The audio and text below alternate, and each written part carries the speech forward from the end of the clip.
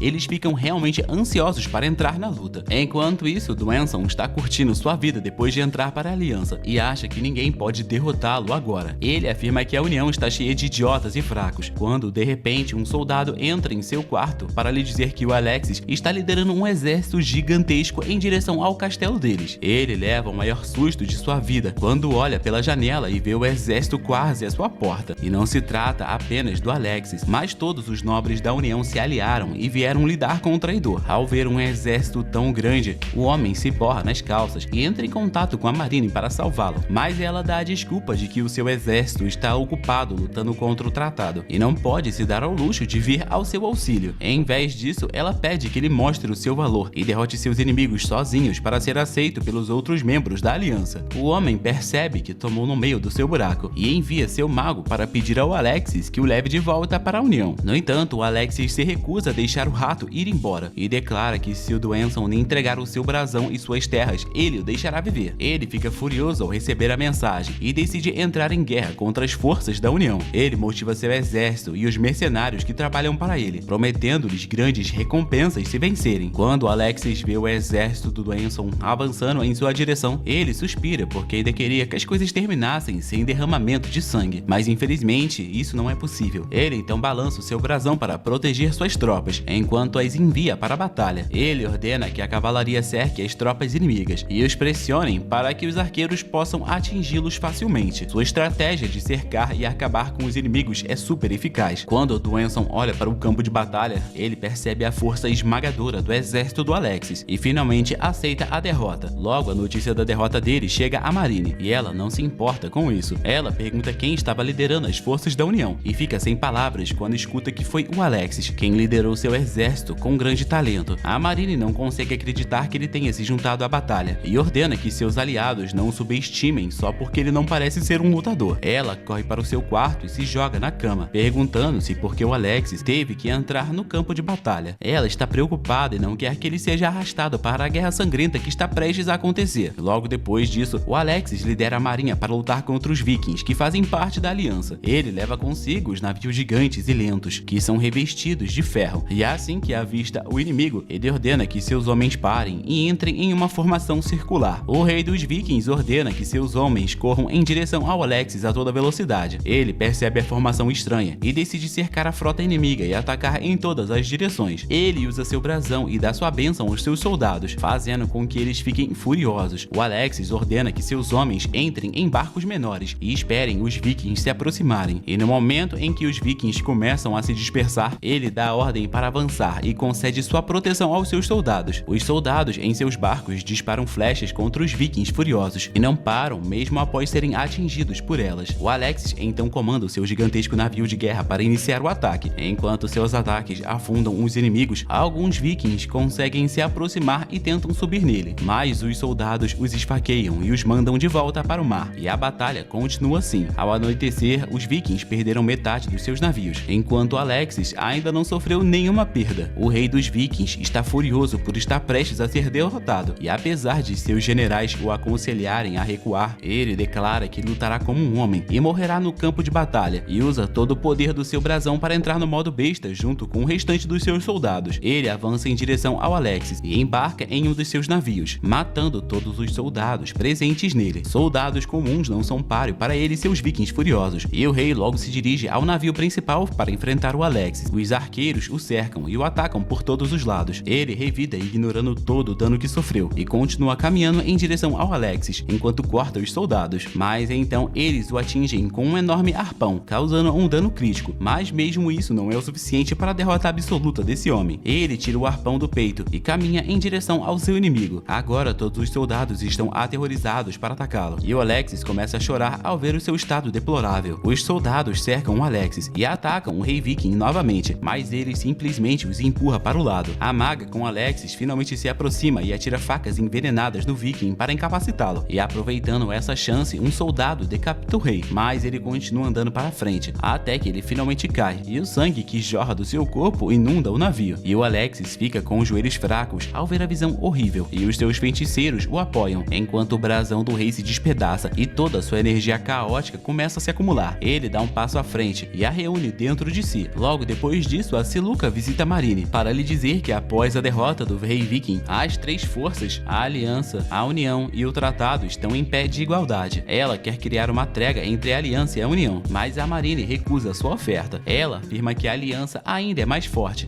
e que ela está pronta para enfrentar todos do seu jeito. A Siluca aceita sua decisão, mas ainda adverte de que lutar entre si não é uma atitude sábia, pois é o que o verdadeiro inimigo quer. A Marine pergunta sobre o que ela está falando, e a Siluca lhe diz que a Academia de Magos é provavelmente a raiz de todo mal. Ela não tem provas, mas acredita que foram eles quem invocaram o demônio na tragédia do grande casamento. A Marine diz que eles descobrirão a verdade após o término da batalha, e quando a Siluca começa a sair, ela pergunta o que eles disseram ao Alexis para que ele se juntasse à batalha. A Siluca responde que o Alexis quer impedi-la de seguir o caminho da violência, pois isso só a fará mal no final. A Marine se irrita ao ouvir isso e declara que não vai parar depois de fazer tantos sacrifícios, e a Siluca responde que tanto Theo quanto Alexis estão prontos prontos para detê-la e também para aceitar as suas desculpas e uma futura aliança. No entanto, a Marine não quer paz e ordena que todos se unam para uma guerra total contra o Tratado e a União. Quando ela sai, ela começa a tremer de medo, antecipando a terrível guerra que está por vir. Mesmo assim, ela está determinada a levar essas coisas até o fim.